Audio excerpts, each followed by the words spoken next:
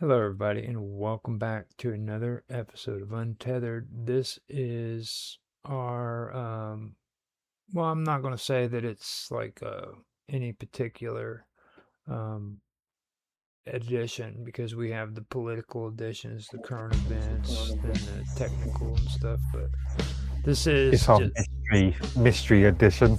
yeah, our mystery edition. There you go.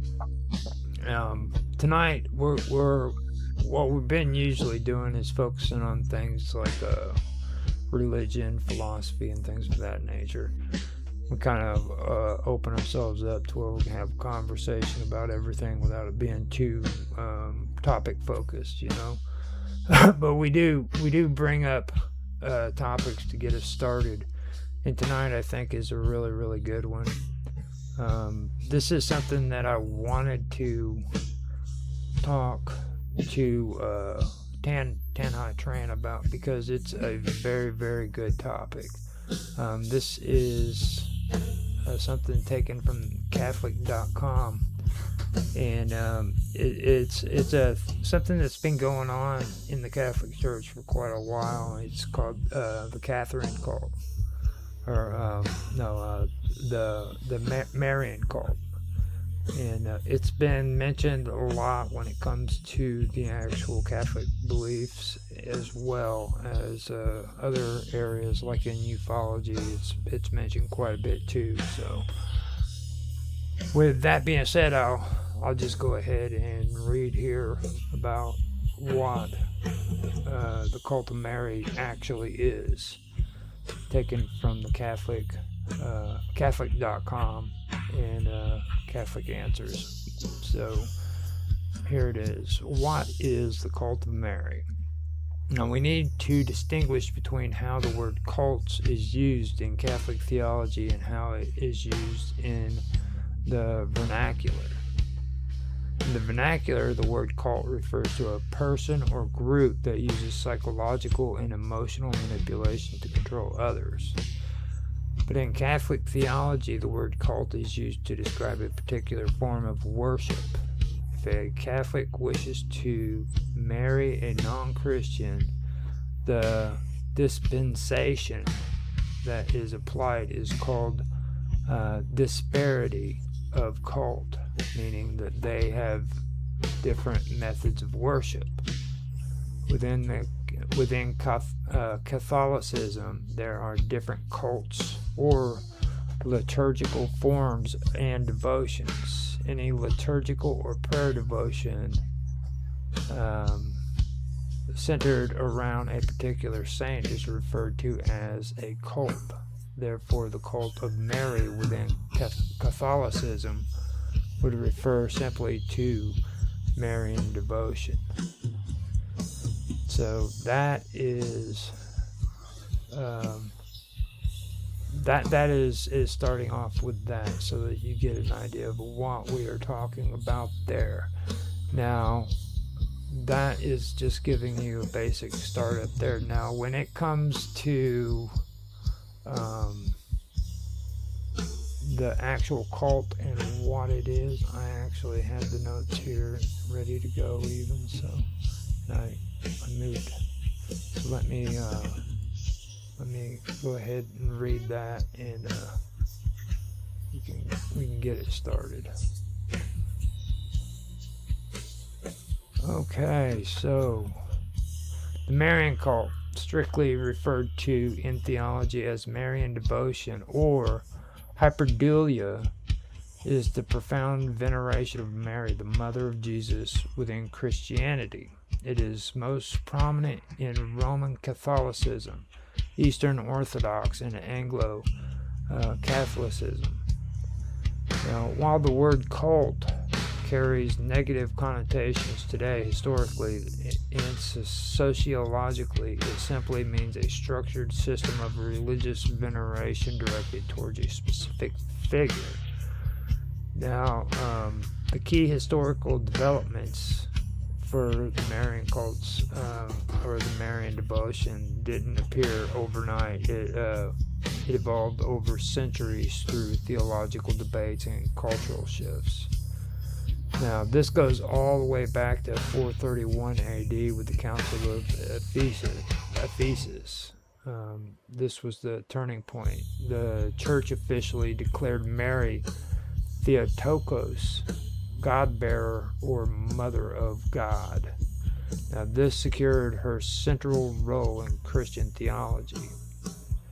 Then later on in the Middle Ages, devotion exploded in Europe. Mary became viewed as the ultimate mediator or the intercessor between humanity and a stern judging Christ. Knights dedicated their services to her, and the rosary was popularized.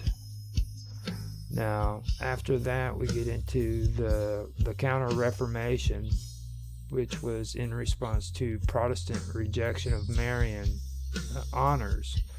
The Catholic Church doubled down, codifying prayers, feasts, and dogmas to elevate her status further. So the core beliefs and dogmas in this is, in the Catholic tradition, 4 core dogmas define Mary's status. She's the Divine Mother, which is the Divine Motherhood, the Perpetual Virginity, and the Immaculate Conception, and then the Assumption. So the Divine Motherhood is where she is truly the mother of Jesus Christ, who was both God and man. Then the Perpetual Virginity is where she remained a virgin before, during, and after the birth of Christ. Now, the Immaculate Conception is where she was conceived without the stain of original sin. Basically, she didn't get impregnated. You said she was conceived. No, she was conceived without the stain of original sin. She wasn't conceived herself. No. But actually, she was conceived without the stain of original sin. Original sin would. That's actually a good topic on what the original sin, what they define as original sin too, because I see that as like. I've heard a long time ago where, like, when a baby comes out of the womb and it's crying, it's actually sinning. I thought the original sin was a Catholic idea, not a Judaist idea. Well, Catholic, just so, this goes against popular belief, but the Catholic Church was the original Christian church. There was no church before the Catholic Church. Oh, that's why I said, I've never thought of the original sin as being a Judaic concept. Well, when it comes to Judaic, Judaic really has nothing to do with but like she's the popular belief of Judaic Christian today. Yeah, okay. Basically, if you believe that in the teachings of Abraham, you are a part of the Judaic belief system. You know what I mean? And that believe it or not, that would actually include freaking the Muslims too. It's a Judaic belief system, because they believed in Abraham too. So that's actually Judaic as well. Okay. There's a bit of an argument there. Well, in today's world, you'd argue about it because a lot of people have split that down the middle. Like they think they can pick and choose and say that this isn't the facts and this is, and they don't know what they're talking about. Okay, if you believe in Abraham, you believe in the same God. Period. Yeah, but as far as Islam is concerned, Jesus is not. They believe in the Holy Trinity, so right. Jesus is not. God isn't Son, Father, and Holy Spirit. Therefore, Jesus isn't God. Well, that's the thing. Like, that's a Christian idea. But see, Christianity isn't Judaism. There's a reason why they call it Judaism. You know what I'm saying? It doesn't have anything to do with like Christian beliefs. Like Christianity actually borrowed from the Judaic belief systems. Like Judaism has to do with being a Jew. You know, Judaic beliefs, Jewish beliefs, basically. So, I mean, and there's no way to get away from that. I mean, a lot of people today talk about those Judaic Christians like they aren't a part of it. You know what I mean? If you believe in Jesus and you believe in the Bible and the Old and New Testament, then you are a Judaic Christian. It doesn't matter what your political beliefs are or any shit like that. You know what I'm saying? Yeah. I was just looking at it from a theological argument.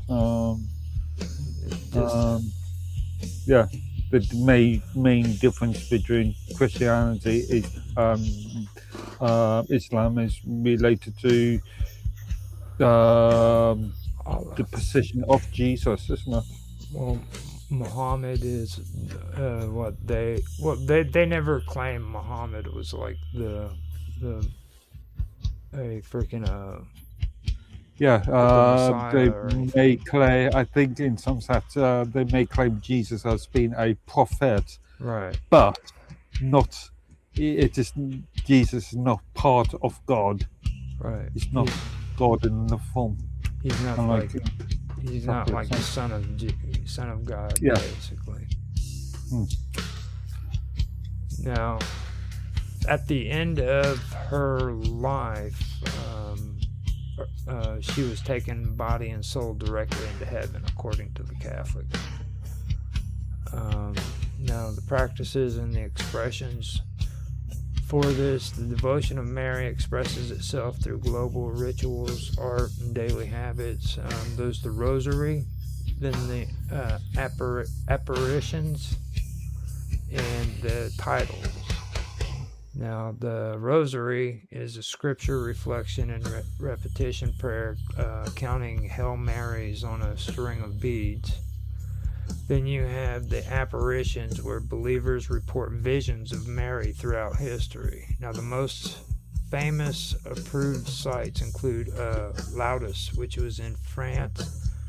Then there was Fatima in Portugal, and Guadalupe in Mexico, which attracts millions of pilgrims annually. Now, this is the part where it gets interesting when it comes to these apparitions, because a lot of people have been talking about this since about the 1970s, and especially when it comes to ufology. Now, here in the United States, if you ever get to watch any of these shows, you'll see them tippy-toe around this topic, okay? But like if you are listening to like the Spanish ufologists, they talk about it a lot. And if anybody's into ufology and they want to really get like the whole fringe side of it, I suggest that they check out the Spanish people in Spain when they talk about this stuff in Portugal, because they really bring this out when it comes to the apparitions. Which is well mined that Spain and Portugal are two different countries. Well, they basically like I know they're two. Even though they're neighbours, but yeah. but yeah, but that region, they really doubled down on this, and this is something that goes all the way back to. This isn't something that just happened within the 50s. Now, what happened in Portugal, I believe, is there were 3 girls, and they ended up what they were planning on doing is they were planning on going out and picking apples, I believe, and they were going to take it to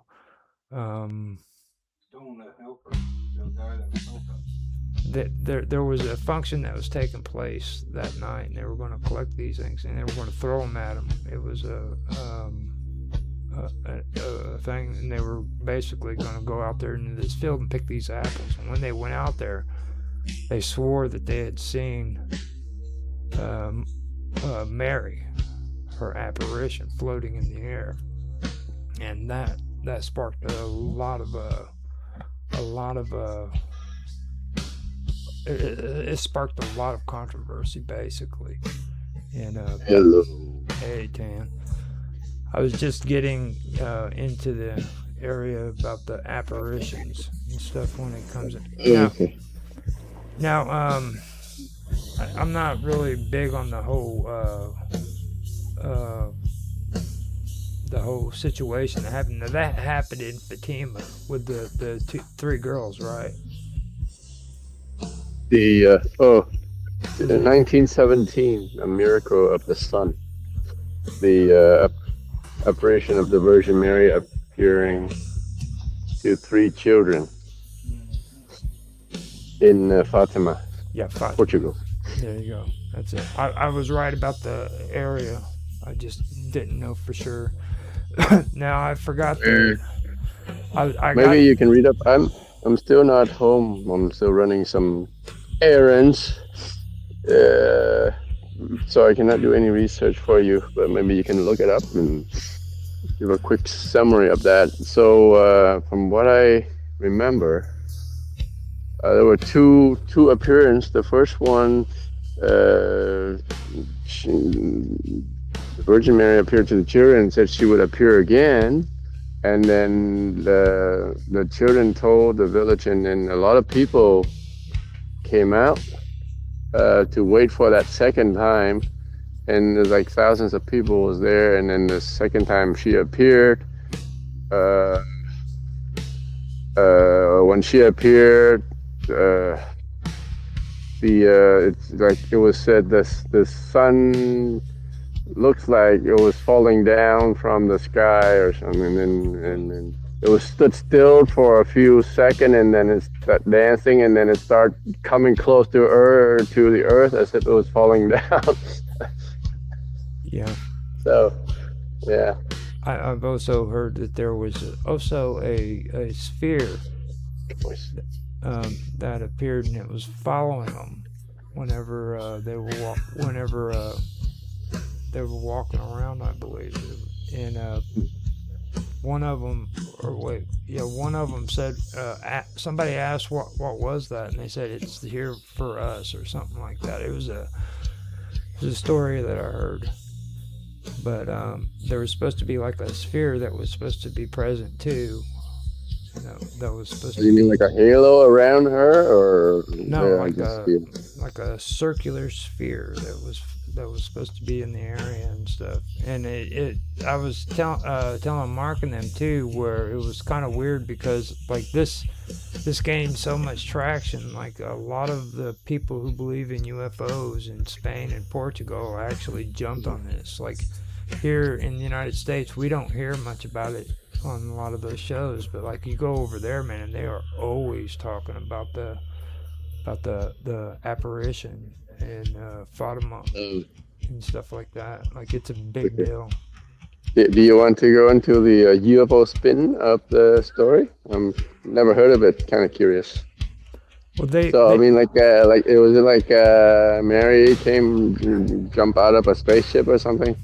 Well, what they claim is there's really no evidence that this was actually freaking Mother Mary.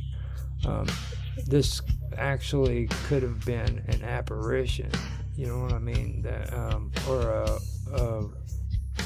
freaking an energy force, I guess you could say, like an entity that was from outer space, is what they're saying. Because or it could be these women eating too many of the one apples. Well, I don't think apples make you hallucinate. No, depends on the apple, I suppose. Depends on the subspecies. Well, actually, I mean, I don't know about. There's no evidence that it was the Virgin Mary. I mean, if you only if you reject Mary's testimony about herself itself,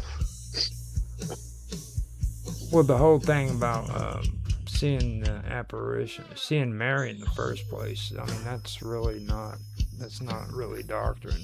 You know what I mean? It doesn't come out of the Bible. I mean, that's a lot of ritualized stuff that was created within the church. Like, there's nothing in any Bible that says Mary's going to come back or Mary's going to show herself to you. You know what I mean? So. Yeah, that's true. But what does that prove? It's not everything happens in the church is supposed to be in the Bible. It's just as factual. It's just as factual as UFOs. I'm like, you can't argue that Christianity is like, or Catholics are right and that UFOs aren't. I mean, it's the same argument. You know what I mean? It's like, I don't think. Well, maybe like similar, but like all them people getting sick. But I mean, how many people of those witnessing UFO are? Well, during the second time when they were supposed to be watching, and there was enough people that heard of what was going on from them three girls. Groups of people were going to that area where these girls say that they seen her. And during this time, that's when the sun's like he was talking about going around and around and all that. And there was like 100,000, quite a few people there, but it was enough people there that when it started, and in the thing it said that it rained, and like it was like a red rain that was raining on people. And soon after all that happened, about a week or 2 weeks, people start dropping, getting deathly sick. They said the name of the disease that it came, and it killed up to 100,000 people within the name of the disease that hurt the state. You could, and you could be talking about. Are you stating that some magical rain?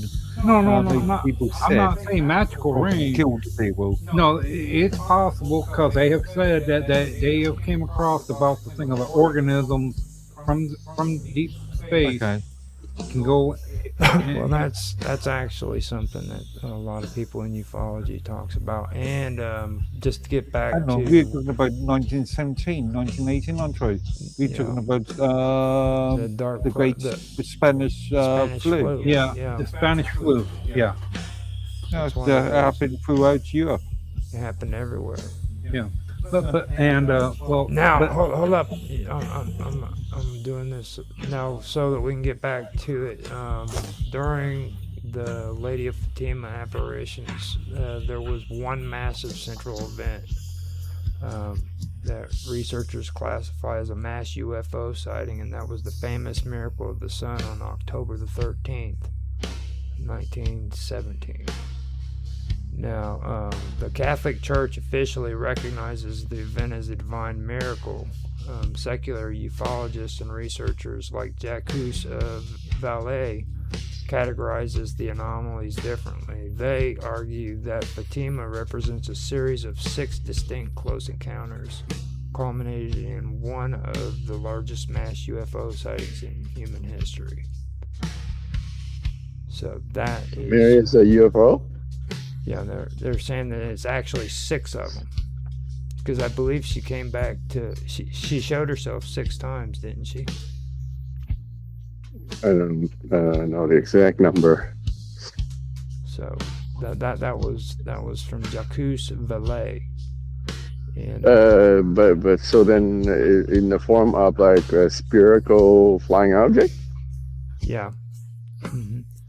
A disc?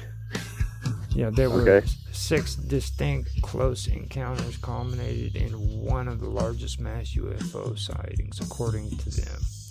And the miracle of the sun it was an estimated 50,000 to 70,000 witnesses that gathered in Cova de Ira fields. They observed an aerial event that matched modern descriptions of unidentified anomalies, phenomena, or UAPs.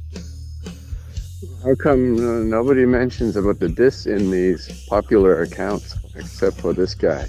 Well, the thing about it is they've been discussing this since the 1970s. Like, if you take a look at a lot of the Catholic paintings, okay, and the Mona Lisa is notorious for it too. Like, you'll see little objects that are supposed to represent God or something spiritual that looks like a flying saucer in the background, right there in the paintings. And they were painting this for a reason.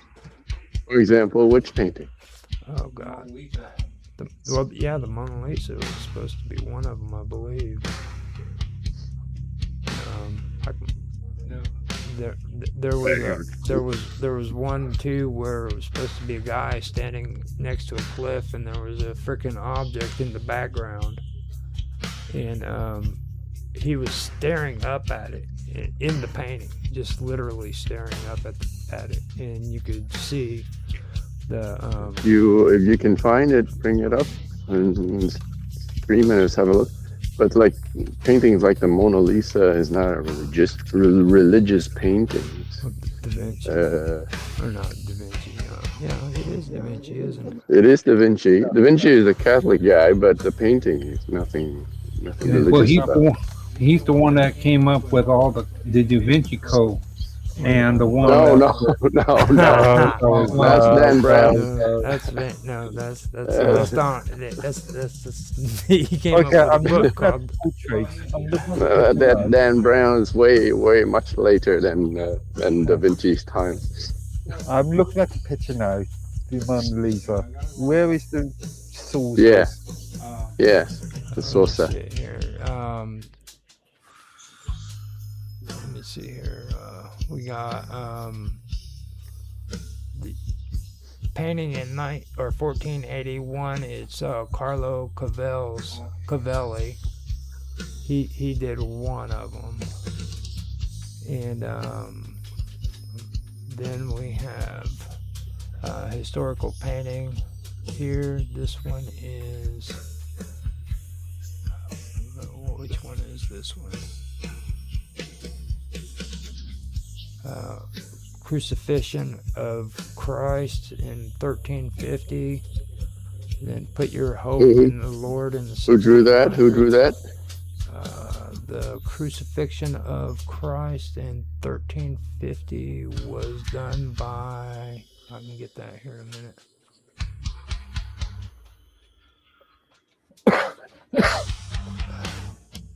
Okay, the Madonna was the one that has a freaking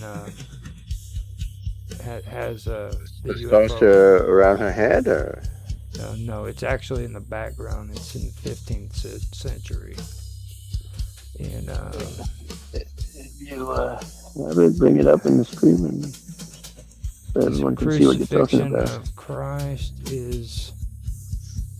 Well, the thing of it is pulling them up and screen sharing them real quick. There we go. That probably work right there. Let me see if I'm getting it on the. Yeah, I've got it on the stream, but I don't know if I have it in the screen share. Okay, it's okay. But this one's one of them right here, and then we also have. Then we have the Baptist of Christ, which is 1710, and that was created by Dutch artist Art de Gelder, and he's So you're talking about the representations of the sun and moon? No, it literally is. It literally is flying saucers painted. No, it's a representation of the sun, and on the right is a representation of the moon. People with individuals in them. That right there is not the sun and the moon, dude. you're completely out of your mind if you think that's the sun. I don't know where the hell. I don't know where the hell you come from, dude. If you think that's the sun and the moon, sorry, but that is. I mean, they even got little people. Somebody can say we don't know. They've got somebody can say they don't know where you come from, putting saucers in dude, look Christian arts. They've got like little bitty freaking people sitting inside there. Yeah, literally sitting inside there, man. Haven't you ever heard of the man in the moon? Oh my god! Now the crucifixion. Who's the painter again? I'm gonna look it up. That one was Art de Gelder or Gelder, AERTDEGELDER. What year? 1710. He was a student of Rembrandt. Oh, okay. Now the crucifixion of Christ is right here. I'll try to get this one popped up for you too. No, they aren't going to do it, but I can see if. Yeah, there it is. It is showing on the stream at least. Okay, on the small image on your side. Well. I don't know. The only discs I'm seeing are the halos around the two. Yeah, no, John the Baptist and Jesus. That's what sucks. They aren't letting me zoom out with it or nothing, dude. Which would be cool if they'd let me do that. Because this one actually. Can I see any UFO representations in that image? Well, the UFO claim on the top left and top right corners of the sky, there are two distinct aerodynamic flying pods. No, that's the other one before that. That's the crucifixion. Well, yeah, that's it on the left and the right.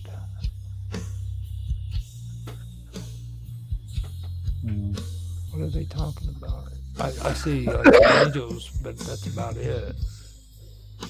Yep. Now, see, that's what gets me is like you can't zoom those in either to see. Wait, hold up. You got that little sphere right here. Yeah, find another representation of the image. If you download the image, then you might be able to zoom. You get from Adobe stock images, and I'm going to be paid to get access to that. But yeah, there must be another copy of it somewhere else. Yeah. Try to pull something up. Give me a second. Now that one is actually one that I do want to find because that's something that's mentioned all the time, the crucifixion. So. Why would there be a UFO appearing at the crucifixion? Well, if they did, it did nothing. A lot of he still got crucified. A lot of people believe that Jesus was an alien, dude. He got beamed off by Scotty, yeah. Well, I mean, that's probably he was an alien, man. He's not from this world. Yeah, technically, or not this place there. No, wait, I've got to be more precise on that. He's out of this world. He's not from here. Well, technically, he is of this world. He was born on this world. Well, yeah, I guess so. Well, that all depends. He disappeared, Like he just all of a sudden reappeared when he was 40. Yeah, but he was born on this world. He could have went in a stable in Bethlehem. Yeah, he has blood and flesh. He bleeds. He bleeds dry at the crucifixion, actually. Now, see, this would be the one that we just looked at right here. This says the crucifixion. So does it say anywhere in the Bible if he bleeds red? Well, no, maybe he green. Green, yeah, it could have been. I don't know, broken or something. I mean, nobody. They have said that nobody in that age has green blood, and if he was bleeding green, You think somebody would have pointed it out? Well, that and the mother, that would be looking at the mother too, because like everyone said, she was pregnant mysteriously. Yeah, but Yeah. here's the thing: if getting poked, the spear that was poked into him has magical powers. The thorns in his head is now set in, yeah, it's in the museum, heavy guard. They showed that the when the guy jabbed him in the rib cage, make him Yeah. bleed. It Yeah. had Okay, power. They say that it has powers. so they have the Miracle of the Snow too, which is 1428 to 1432, and that was painted by Masolino de Panicali. This piece depicts a miraculous August snowfall in Rome that led to the founding of Bascula. Now, the UFO claim is that Jesus and Mary sit on a cloud observing a grid-like fleet of dozens of identical, elongated saucer-like objects flying in the sky. Sitting on the cloud, huh? Yeah, which this is it right here. You can clearly see Mary sitting up and staring down at the UFOs that are flying below her. Yeah. You can't looking see at the that? image now. What's wrong with you, dude? Where's the UFO? I'm telling you, I told you needed glasses because I can clearly see Mary sitting up there looking down at UFOs. No, she's looking. Well, it could be oversized dandruff. If It looks more like a mountain scene behind a building. Where's Jesus at, though? Is that he's supposed to be the one in the clouds? You see what I mean? Like I don't really see Jesus. I cannot see a UFO in that picture at all, or a flying saucer. That's like little pegs above the ground. They show some little pegs from that. She's supposed to be up in deep space, looking down on Earth. Right. Okay. Well, I mean, still, you can't see flying saucers, though. No. I think you're making something out that isn't there. That's why I was Who saying makes these claims? Is it the same person? No, they've been going back. No, they've been going back since the 1970s, and even before then. They had old pamphlets and stuff that were being circulated in Europe for ufology back before we had this cool internet and stuff like that. And you can find it. I mean, I've been finding out about people who've been committing suicides in Spain, dude, back in the 1960s before freaking before what was so what you're saying, there's been nutters in this world since at least the 1960s. Let me finish. No, before, what was it, the ones that ended up killing themselves, the ones that thought the comet was going to come by, and they the Heaven's Gate. Yeah. There was a railroad track that's in Spain, okay, and there's like cult members that go to this railroad track and put their head down on the track so that the train can cut their heads off, and they've been doing that since the 1960s. When was Waco? When was the Jacobstown massacre? That was back What in massacre? the Jacobstown massacre. That was actually back in the 70s too, wasn't it? Yeah, I think Waco, possibly 60s, late 60s. Waco?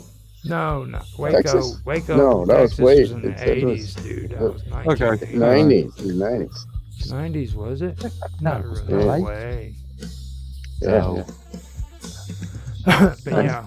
Now the Jamestown massacre, that's back in the 70s. Jamestown, not Jacobstown. So, yeah. Jamestown that's a pretty nasty one too, but now the whole thing about that was too. You're still stuck. Hang on, boy. You're still trapped in this thing here. All right, there you go. Let's go. Okay, you. That was interesting. Yeah. Yeah. Carry on, would you? I have. Why don't you get on there and say something like, Well, I don't want to overdo, just do it. I'll hit. Pause. Jesus, an alien. Is Mary also an alien? No. Go ahead. They say No, that, it couldn't have been because she was born here. yeah.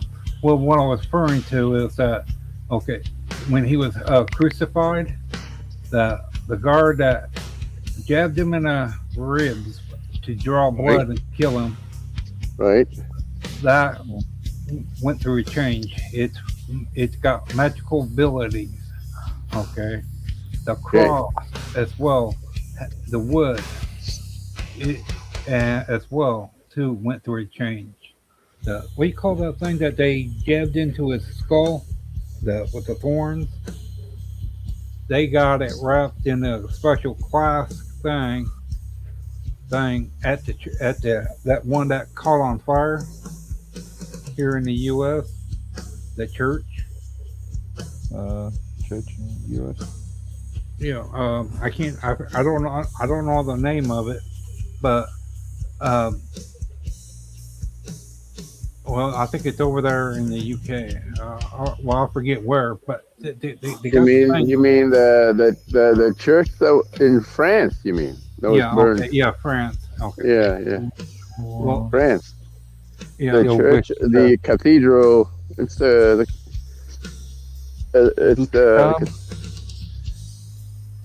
huh? It's Notre Dame Cathedral. Yeah. No. Okay. Yeah, and it has the thing, the crown, and they got it protected. Oh yeah. Was it brought over by the Crusaders? Yeah, Knights Templar, I guess. Yeah. And they got far more other things they do of this, and they they have came across stuff like that the wood from that. They got it put back. They do because it holds a lot of special things. They say, but it's hard to. It's a 50-50 thing to say if it's true or not. Because with some people, they read more into what it is. But there is weird. It does happen, and like what's her name? The 17-year-old, that female girl, that had the sword, and she was she was put on a fire pit for treason. The Saint Joan of Arc. Yeah, Joan of Arc. You heard about her. Her skull sits in the church in a thing protecting her skull, and she's the one. They got her and a few other high-tech things. Okay, so I found what I was actually wanting to find out in the beginning. It was the Catholic Marian movement and societies, and they said that the societies have developed from the veneration of Blessed Virgin Mary by members of the Catholic Church. Now, these societies form part of the fabric of the Marianology in the Catholic Church. Mariology. What's the official name of their group? It's called what?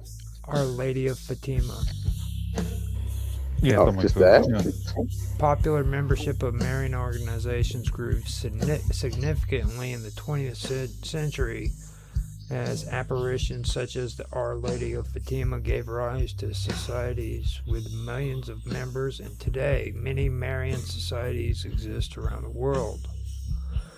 Now, the Sodality of Our Lady was formed in 1563 in Rome by members of the Society of Jesus and has remained the official Marian Society of the Holy See for centuries.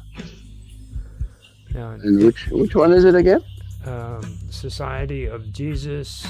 Okay, the Sodality of Our Lady was formed in 1563 in Rome by members of the Society of Jesus.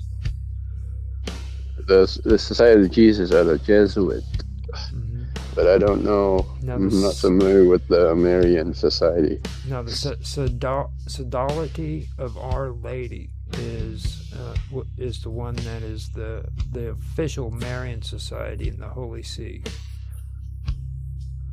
So in 1584, Pope Gregory VIII issued a papal bull commending this sodality, granting it indulgence and establishing it as the mother sodality.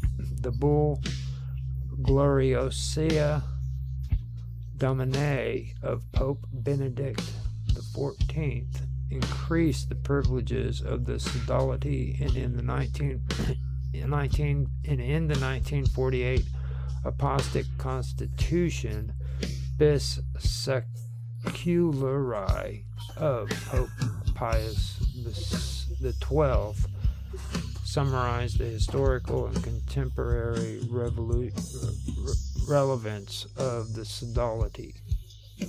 So, over several centuries, the organization listed many saints, several popes, and various royal figures as members.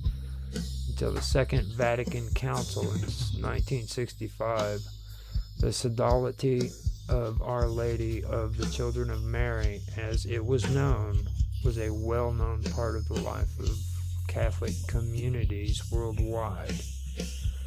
After the Second Vatican Council, many sodalities were transformed by the Jesuits, who redirected their policies towards social concern.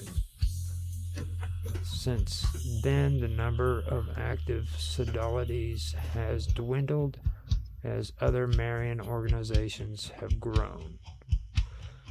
And that needs a citation. That's citation needed. So that last statement probably isn't very correct. Probably is. That's a large or larger groups joining up the smaller groups. Well, go ahead, Robert. Was you going to say something? Oh, I thought you were talking.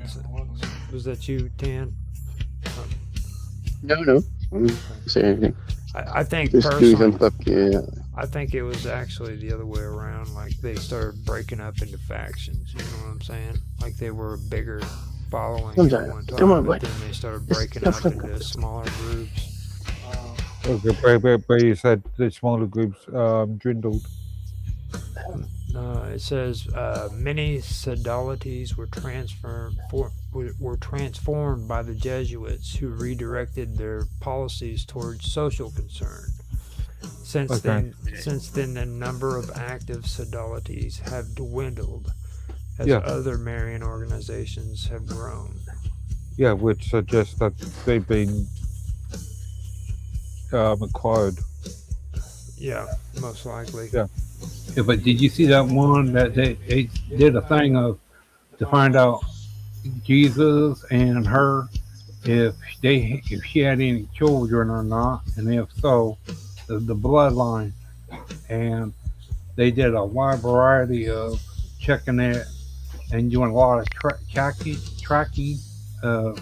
where the sign where they got things from, where they think that they went to hide from the enemy, the Romans or whoever that was the one that was they were hiding for. Well, during the process, they were in the process of hiding. They were, and they were doing because they found out that like the church, they never did actually find her body there. but someone during that time made a headstone for her. Whose bodies? Uh, what's her name, Roger? The Mary. God's lady. Lady Magdalena was supposed to be buried there, but she wasn't. Point. Tad, is there any recording of Mary's death Actually, that's in the gospel? now. See, that's the thing. Catholics Not in the believe gospel. Not in the gospel. that But there are there's church fathers writings. Yeah. So like Eusebius records the whole church history for the first 200-300 years. Lady Magdalena. No. What it was is Mary, Mother Mary, according to a lot of Catholics, believe that she ascended into heaven, like Elijah. No. She didn't ascend. She didn't ascend. The theological languages. She was assumed into heaven. Yeah, whatever. Okay, good. She didn't ascend to heaven like Jesus did out of his own power. Mary is a human. She's not a god, so she needed to be. She transcended. She She was assumed. So God pulled her up body and soul. She didn't go up by herself. Right. Now, that's the one thing too that we were talking about before you got in here is original sin. This is something you definitely would know something about. What is the definition for original sin when it comes to this stuff? Original sin is the sin of Adam and Eve in the Garden of Eden when they disobeyed God's command not to eat from the tree of the knowledge of good and evil. Mm-hmm. So that is the original sin. See, that's good to know. The first sin. That's good to know because I was thinking, because I remember hearing back when I was younger about like whenever you're born and like when a baby cries, that would be considered an original sin. Right. And so right. So that the original sin is the sin of our first parents, which is Adam and Eve. So because of that, all humanity, including the animals, everything in the animal kingdoms are fallen with man, right? And so every human that was born after that inherit this stain of the original sin that first parents has contracted. So yeah. Original sin is also the sin that the parents, our first parents, pass on to us because of their stain. Let me. When the ark was sent out, everybody died, and it was only them alive. How does that work on that situation? When everybody, Noah and his family was alive. Yeah, that's my point. Does that onto them, or does it? And Noah was a descendant of Adam and Eve, so of course he inherited. No, that's not what I'm saying.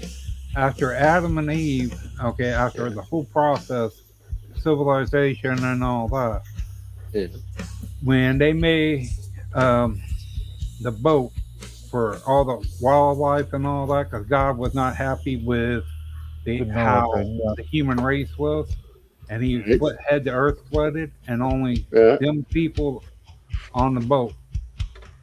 Okay, how does that work with that? The people. What do you mean by that? In terms of original sin? Yeah, does that fall on to That's what he's trying to say. Yeah. It's like it just because freaking he got put on a boat with a bunch of animals in his family, Yeah, it doesn't mean he's mean immaculate. it doesn't mean that he's forgiven for what it is and what I've heard it called is called sins of the father. Okay. And if you look at a lot of the stuff that's written in the Bible, you'll see looping. You'll see things that reoccur over and over again. Okay, and like they'll bring references up to a good example is like a brother and a sister goes into a town, and or a husband and a wife goes into a town, and in order to avoid being murdered, the husband lies and says that his wife is actually his sister, so that he can save his own life. Wait a minute. That's the story of Abraham and Sarah. Right.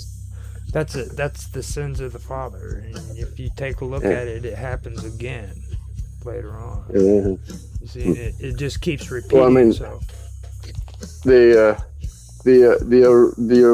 effect of the original sin is the deprivation of the original grace that was granted by our first parents. Original grace meaning that they're free of sin and they were able to commune with God face to face. Bob made an interesting point. Can't remember if it was in the message or when I was speaking to her. But I was just trying to find a message, but I can't find it. She talked about the original sin as humans having first discovering choice or discovering critical thought. Having the ability to choose for themselves. See, the whole thing about that though is it comes down to when they were in the Garden of Eden. They were told that they could eat of the tree of life and live forever, but they couldn't touch the tree of knowledge. See, everybody thinks there's just one tree, but there was actually two trees. Okay, as long as they ate from the tree of life, they could live forever. But they were did told they eat from the tree of life? But I mean, they already lived forever. They already lived forever. Only after they've eaten from the tree of knowledge is when it. When they acknowledged did they begin to die, because that's what God said, right? Surely as soon as you eat from that, you will die. Don't attack me because of my bad language, okay? Oh, I see. Okay. It's just I said it wrong, but you know what I'm saying. But they had the tree of life, and then they had the tree of knowledge. Right. And they were told to stay away from the tree of knowledge, but they chose to anyhow. And that is where, because they became self-aware and because they freaking ate of the tree of life, that's where freaking they gained the original sin, because they went against God. At least that's the way I was talking about it. Well, so the original sin. You know what the first sin is? The original sin of all creation is the sin of the devil.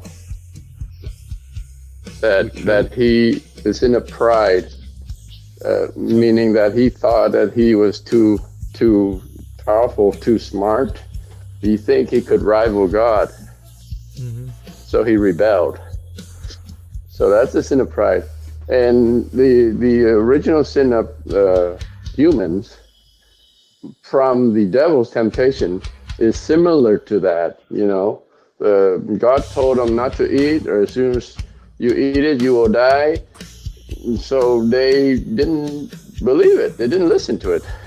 And in fact, they called God a liar, basically. And so that's a variation of the sin of pride. Yeah, but when they did that, he set it up to where since they have never had pregnancy, never would,